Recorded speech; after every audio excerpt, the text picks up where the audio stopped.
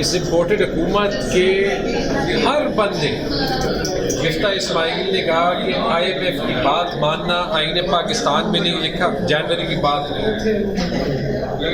اس کے بعد احسن اقبال نے کہا کہ IMF نے جو بتایا ہے کہ اسٹیٹ بینک کا ریفارم کر لے، اس کو ماننا پاکستان کے آئین کے ساتھ غداری ہے۔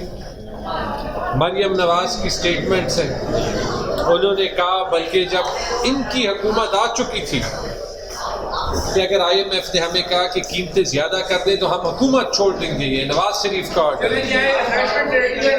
اچھا، مزے کی بات یہ ہے کہ جو ہماری اکنامک ٹیم ہے انہوں نے اس طرح سے IMF کی ڈیل کی مخالفت نہیں کی جو انہوں نے خود کی ہے، لیکن تشویش کی بات ہے کہ جو غداری کے ساتھ IMF ملا رہے تھے، بلاول ہر روز کہتا تھا، وہ کل اس کی سپیچ چلی ہے نیشنل اسمبلی میں، چیختا چلا رہا ہے۔ تو آج وہ لوگ کہہ رہے کہ IMF سے بہتر جو IMF کا جو ڈیل ہوئی ہے، اس سے زیادہ ضروری چیز پاکستان کی تاریخ میں کوئی نہیں۔ اس پہ میں کیا کہوں؟ محمود صاحب، یہ جو آپ نے مفتاح اسماعیل صاحب کو میسیجز کیے ہیں اس حوالے سے جب ڈیل ہو رہی تھی، تو کتنے دن جو آپ نے میسیج کیے ہیں اور کتنے دن مفتاح اسماعیل صاحب نے آپ کو رپلائی نہیں دیا اس پر؟ آج کل مفتاح اسماعیل ٹویٹر پہ ہر 20 منٹ بعد مجھے یاد کرتے ہیں۔ کاش جس وقت میں ان سے پوچھ رہا تھا 50 دن تو میسیج کا جواب دیتے تھے اور 10 منٹ وہ ٹائم دیتے تھے، تو شاید یہ ساری کنٹروورسی نہ ہوتی۔ آپ کی لاسٹ میٹنگ کب ہوئی تھی مفتاح صاحب سے؟ لاسٹ میٹنگ تو ابھی ہوئی تھی، اس سے پہلے 6 جولائی کو ہوئی تھی۔ کیا بات ہوئی اس میں؟ دیکھیں، اس میں تو یہ بات ہوئی کہ ہم نے IMF کا MOU سائن کیا کیونکہ انہوں نے کہا کہ یہ نیشنل انٹرسٹ میں تھا۔ ہم نے 24 گھنٹے کے اندر ان کو دیا۔ انہوں نے ایک کاغذ بھیجا کہ ہم جلد سے جلد آپ کو سنیں گے اور آپ کے مسئلے حل کریں گے۔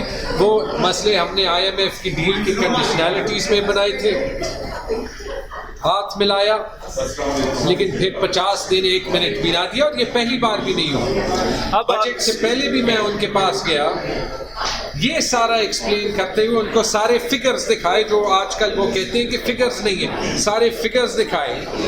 انہوں نے اپنے آفس میں ہاتھ ملایا کہ میں فاٹا کا بجٹ 60 سے 74 ارب تک بڑھا دوں گا اپنی بجٹ سپیچ۔ اس کے بعد جو بھی ان کو ڈکٹیشن ملی انہوں نے وہ نہیں کیا۔ اب آڈیو جب آپ کے سامنے آئی تو پھر بھی مفتاح صاحب نے آپ سے کوئی رابطہ کیا؟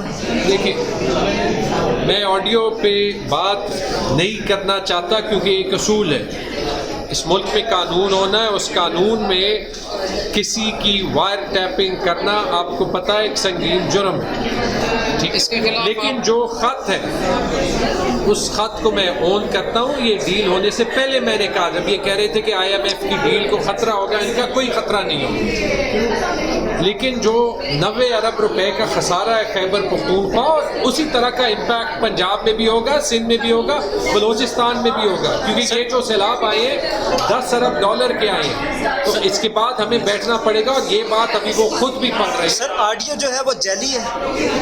یار میں نے آپ کو کہا، مذمت اس بات کی کرنی چاہیے کہ آڈیو جو ہے وہ ریکارڈ ہو، وہ لیک، اس میں اس کو زیادہ جو ہے وہ امپورٹنس دینی نہیں۔ کن پر شک ہے آپ کو؟ کس نے آڈیو آپ کی ٹائپ کی ہے؟ ریونیو رکھا گیا ہے IMF کی شرائط میں، یار آپ کو یہ بھی نہیں پتا کہ سرپلس رکھنا اس میں کوئی لاک پن شرط نہیں ہے۔ جب ہم خود فیڈرل گورنمنٹ کے پاس جاتے تھے کہ یہ سرپلس مشکل ہوں گے، تو مفتاح صاحب کے اور سیکرٹری فائنانس کے الفاظ ہے کہ یہ تو ہر 3 مہینے بعد ریویو ہوتا ہے، تو اگر حالات چینج ہوتے ہیں تو پھر تو یہ آٹومیٹکلی آپ کو سرپلس نہیں رکھنا پڑے گا اگر آپ جسٹیفائی۔ یہ جو کال تھی یہ واٹس ایپ تھی یا نمبر پہ کال تھی یا؟ مزے کی بات یہ ہے، جواب آپ خود ہی جو ہے وہ ڈھونڈیے، لیکن کل سے مجھے ہر پارٹی کے سیاستدان، ہر پارٹی کے سینئر سیاستدان، بیوروکریٹ، پولیس والے یہی پوچھ رہے کہ کال واٹس ایپ کی تھی۔ دیکھیں، میں اسی لیے آپ کو کہہ رہا ہوں کہ बीच से फोकस जो है वो हटा के इस पे कर दें। सर हम इसलिए पूछ रहे हैं कि व्हाट्सएप सेफ है या नहीं, हम मैं यही कह रहा हूँ ना, raise करें सब यही जो है वो पूछ रहे हैं, वो बेचारे भी यही पूछ रहे हैं।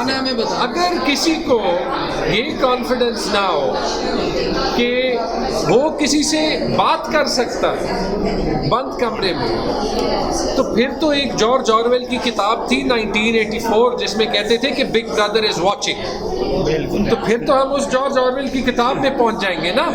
ठीक है, बाकी मैंने जो उसके बाद जिसको भी जवाब दे दिया तो उनको ये कहा है कि तसल्ली से व्हाट्सएप पे बात करें।